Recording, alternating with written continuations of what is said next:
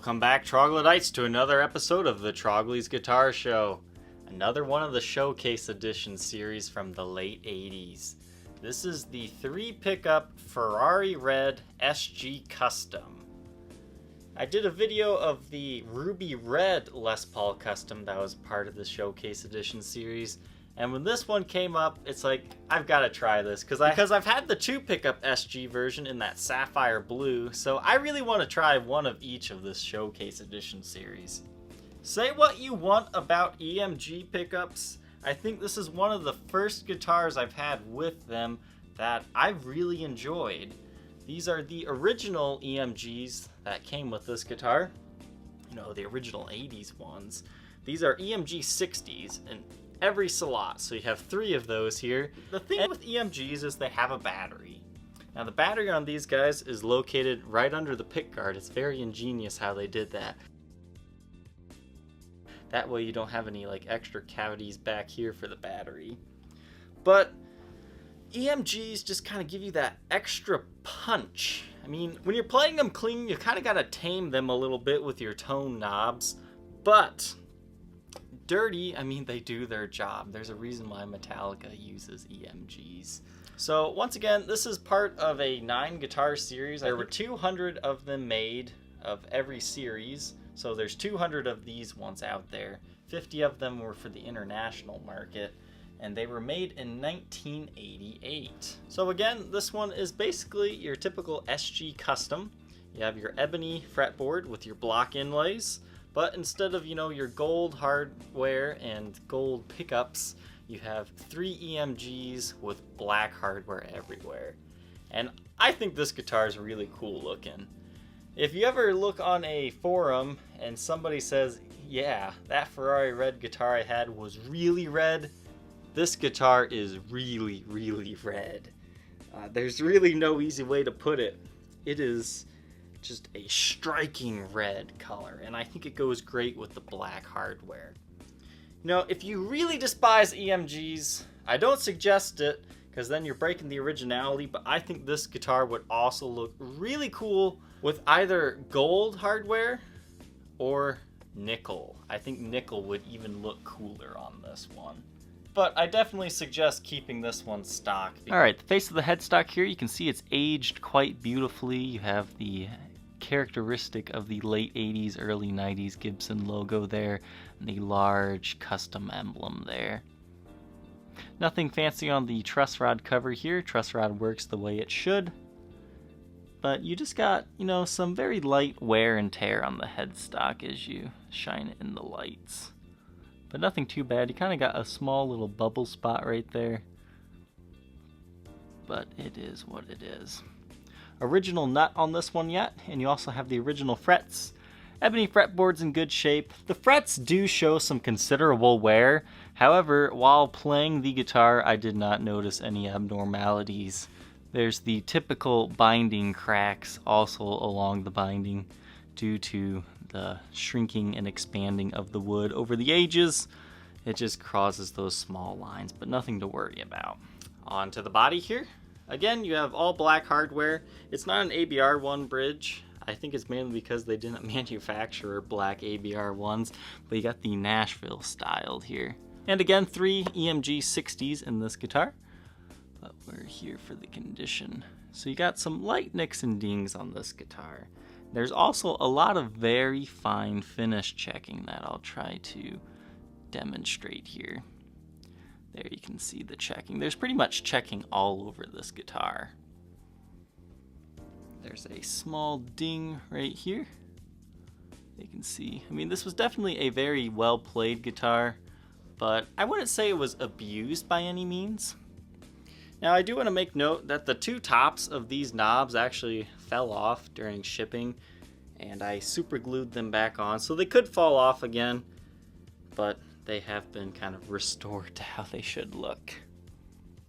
There are a few small finish checks stemming from the input jack area, but no cracks or breaks. But you just have your standard 2-volume, 2-tone, and 3-way switch. I was really curious if this middle EMG pickup was going to sound stratty, like most of the middle positions do, like when you have PAFs, and it does. So I was happy to find that.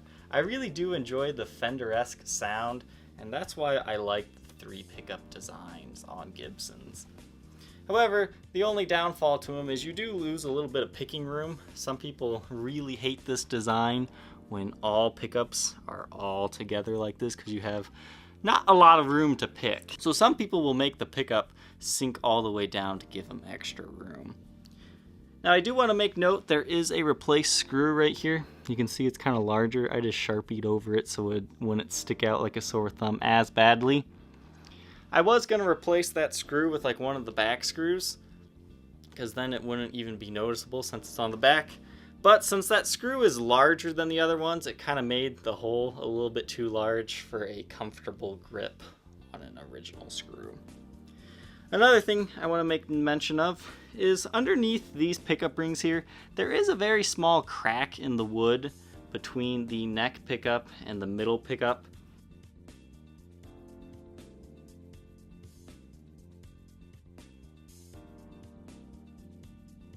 It goes about, I would say, about ½ inch deep. I mean, it's nothing to worry about, but it is there.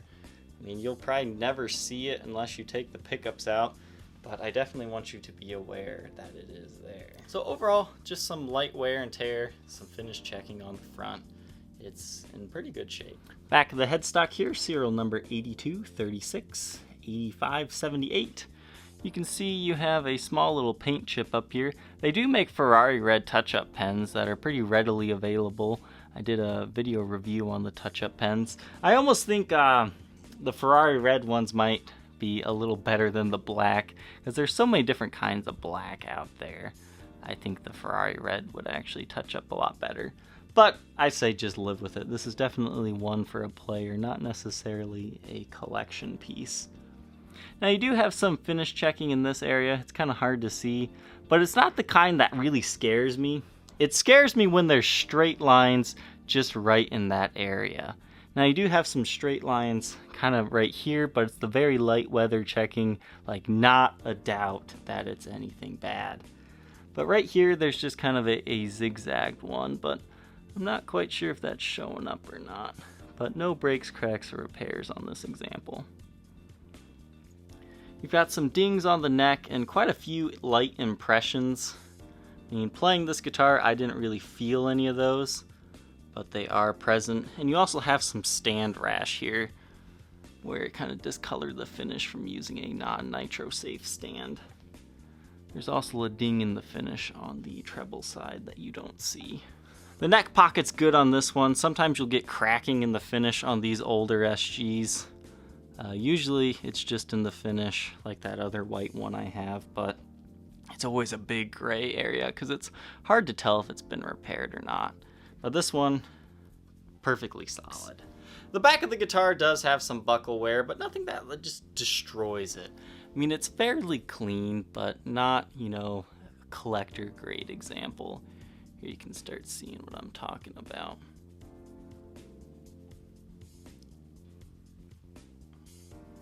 I would say the worst of it is right in this area right there. Everything appears to be original on this guitar, electronic wise. The only thing that I replaced was the switch tip, because it looks like a dog like chewed on the switch tip. I don't know. It is included in the case. However, I just put a new black switch tip on it. That way you don't have a half chewed switch tip on there.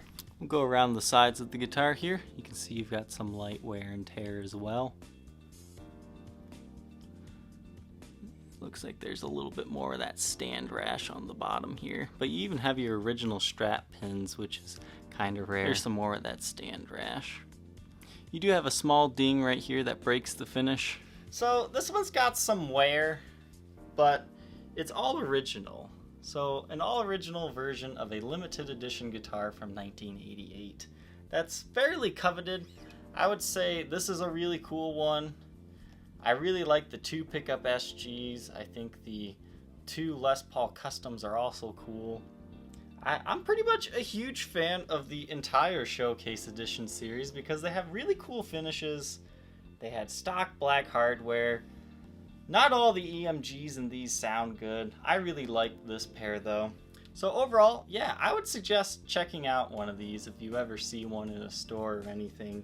These don't sell for too much of a premium over a regular custom, simply because, you know, most Les Paul players and Gibson players in general just want, you know, PAFs. They don't want EMG active pickups. But that's the beauty of these things. You can mod them as long as you keep the original pickups. I do want to make note that the guitar does have a pet odor to it. I mean, it's not the worst in the world. I think the case is definitely what's causing it to continue smelling like this.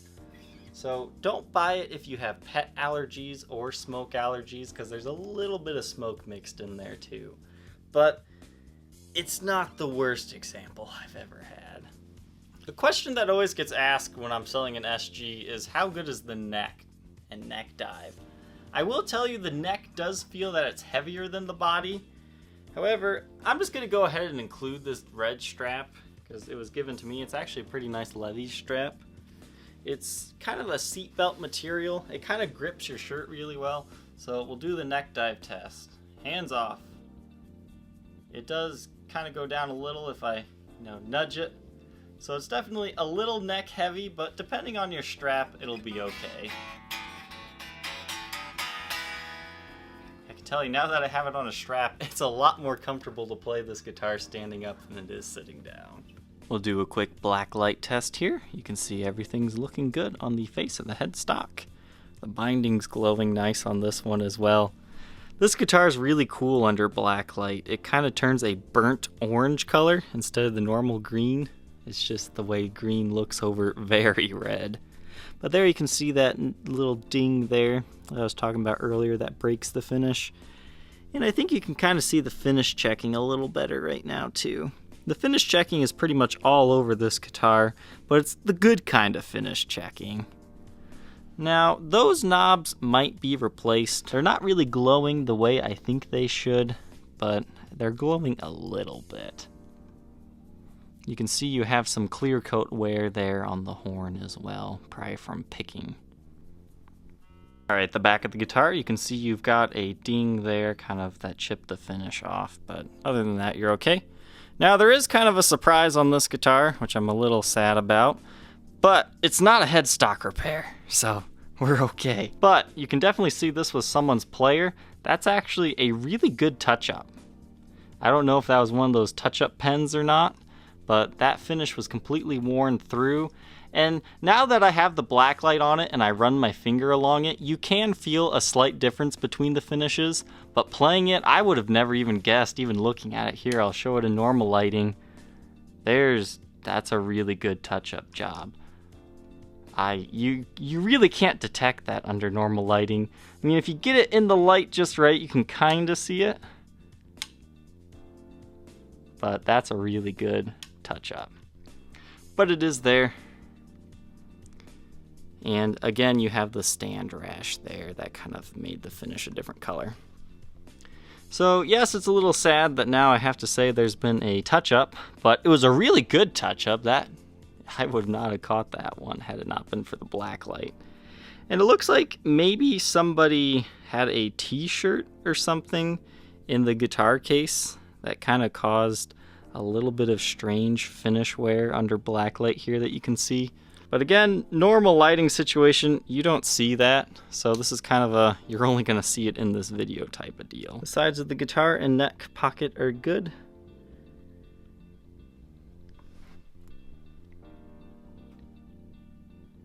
You just got a little bit of dust and wear there, but no breaks or cracks.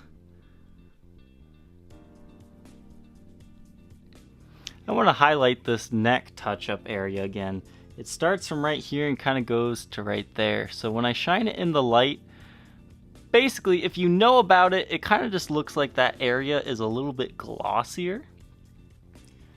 The feel really isn't too much different until you know that you're looking for a feel difference. So it's not perfect, but this definitely looks better than a untouched up neck with the bare wood showing. This SG Custom weighs 7 pounds, 5.3 ounces. Alright, so this guitar probably would have originally came in a Generation 3 chainsaw case. However, this one has kind of a mid to late 70s Gibson SG case. So you've got some light wear and tear on the outside, but overall it's in decent shape. You have 1, 2, 3, 4, and a back clasp.